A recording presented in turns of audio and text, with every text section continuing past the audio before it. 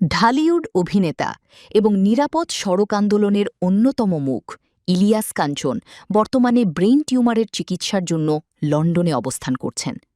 তার অসুস্থতার খবর ছড়িয়ে পড়ার পর শোবিজ অঙ্গনে নেমে এসেছে উদ্বেগের ছায়া।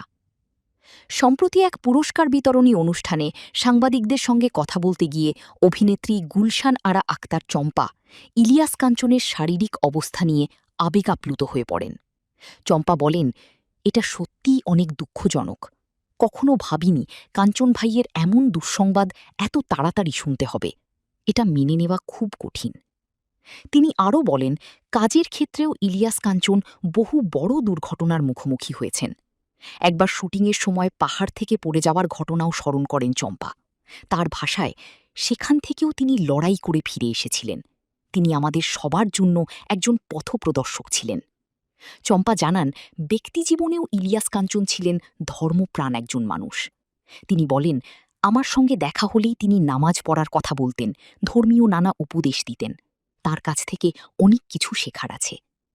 আবেগঘন কণ্ঠে চম্পা আরও বলেন, সেই মানুষটি আজ এভাবে শয্যাশায়ী হয়ে পড়বেন, এটা কল্পনাও করা যায় না। আমি আল্লাহর কাছে তার সুস্থতার জন্য দোয়া করেছি।